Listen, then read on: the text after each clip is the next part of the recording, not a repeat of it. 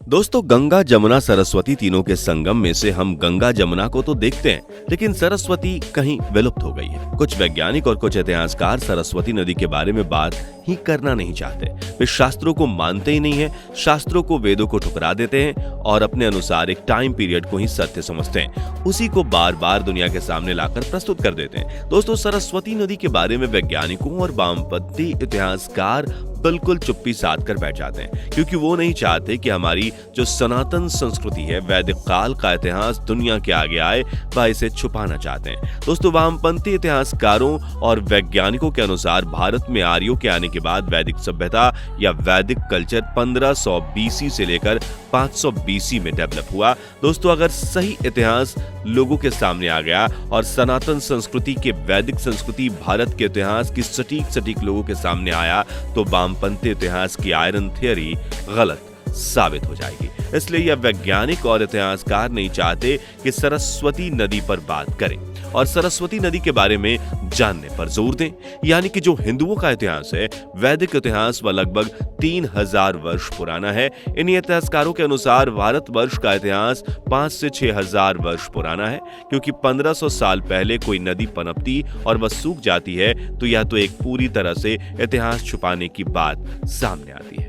इसलिए सनातन संस्कृति और शास्त्रों को ठुकराने वाले कुछ वामपंथी इतिहासकार और वैज्ञानिक सरस्वती नदी के बारे में चुप रहते हैं। दोस्तों, इन वैज्ञानिकों की माने तो 10,000 वर्ष पहले आइस एज थी और 10,000 वर्ष पहले भारत साथ साथ पूरी पृथ्वी पूरी तरह से बर्फ से ढकी हुई थी। तो भारत की कोई भी सभ्यता, कोई भी नदी का वर्णन नहीं किया जा सकता।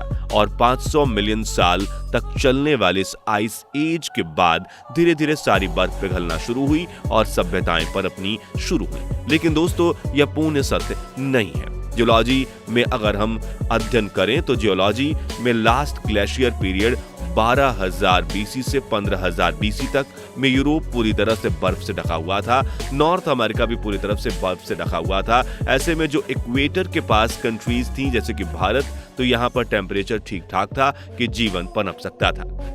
इसलिए जितनी भी सभ्यताएं हैं वह इक्वेटर के आसपास ही जन्मी थी, जैसे कि इजिप्शियन, मेसोपोटामिया, माया सिविलाइजेशन, इंडस वैली इत्यादि। तो 10,000 वर्ष पहले भारत देश बर्फ से ढका हुआ था, यह सरासर झूठ है। दोस्तों, वहीं अगर हम शास्त्रों की बात करें, वेद की बात करें, तो हम देखते हैं कि ऋग्वेद में 20 से अधिक नदियां थीं और ऋग्वेद के नदी सूक्त में 10 से ज्यादा नदियों का वर्णन मिलता है। उनका नाम है गंगा, यमुना, सरस्वती, सतुद्री यानी सतलज, परुशनी यानी रावी, आक्सी कमी यानी चिनाब, मुर्दुवृधा विस्तता यानी झेलम, सुषोमा यानी सोहान, अर्जिकिया यानी व्यास आदि। इसी के साथ साथ ऋग्वेद में द्वितीय मंडल के 41 सूक्त में 16वें मंत्र में सरस्वती नदी को अतिम्ब में बोला गया है। मतलब माता में जो सबसे बढ़कर माँ हो, उसके बाद नदी में बोला गया है, मतलब नदियों में सबसे विशाल नदी। और देवित्व में बोला गया है, मतलब देवियों में जो सबसे बढ़कर देवी है। ऋग्वेद के 6वें मंडल के 61वें सूक्त के दूसरे मंत्र में कहा गया है कि सरस्वती नदी कमल के तंतु को खोदने के सदस्य के प्रबल और वेगवान तरंगों के साथ साथ पर्वतों के तटों को तोड़ देती है। हम अपनी रक्षा के लिए यज्ञ द्वारा दोनों तटों का विनाश करने वाली सरस्वती नदी की प्रशंसा करते हैं। अब यहाँ पर वैज्ञानिकों की बात माने तो 1500 बीसी से 500 बीसी तक वैदिक सभ्यता थी, लेकिन उसे समय तो यह नदी सूख चुकी थी। तो भाई, सूखी हुई नदी को सबसे विशाल नदी कैसे बोला जा सकता है? और ऐसा भी नहीं है कि वैदिक काल के ऋषियों को किसी और नदी के बारे में जानकारी नहीं थी जिससे वह इस सूखी नदी को विशाल नदी कह रहे थे। सन 2016 में श्री विशंबर प्रसाद निषाद जी ने राज्यसभा में जल संसाधन मंत्रालय से पूछा कि सच में कोई वैज्ञानिक आधार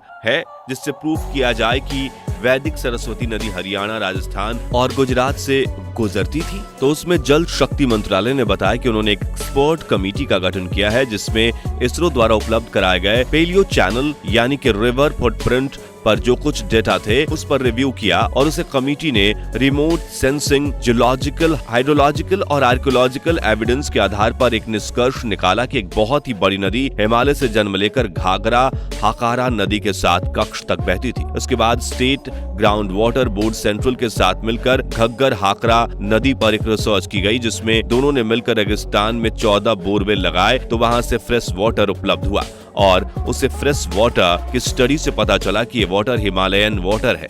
लेकिन प्रश्न उठता है कि घगरा नदी तो हिमाचल प्रदेश की शिवालिक पहाड़ियों से निकलती है, यह नदी बिल्कुल मानसून पर निर्भर है, तो जो फ्रेश वाटर हिमालय का कैसे हो सकता है? तो सीधा सीधा इसका मतलब निकलता है कि यह पानी सरस्वती नदी का पानी है जो कच्छ के रेगिस्तान में जाकर सूख जाती है और उसके कुछ प्रमाण अभी शेष हैं। ऋग्वेद के अनुसार सरस्वती नदी 1 लाख वर्ष से 20 से 30 हजार वर्ष पहले भी पूर्ण वेग के साथ प्रवाहित हो रही थी, जो कि लगभग 3000 वर्ष पहले किसी कारणवश सूख गई। सरस्वती नदी का वर्णन वेदों के साथ साथ महाभारत जैसे बहुत से हिंदू शास्त्रों में भी दिया गया है। तो दोस्तों, विज्ञान के अनुसार या सनातन संस्कृति और शास्त्रों के खिलाफ कुछ वामपंथी इतिहासकारों के अनुसार जो 10,000 वर्ष पहले भारत देश बर्फ से ढका हुआ यह बताया गया है, यह बिल्कुल मिथ फैलाया जा रहा है। दोस्तों, ऐसी ही जानकारी के लिए हमारे चैनल को सब्सक्राइब कर लीजिए, बेल आइकन दबा लीजिए ताकि नोटिफिकेशन मिलती रहे, और चैनल को सब्सक्राइब करने के बाद वीडियो को लाइक शेयर करना ना भूलें।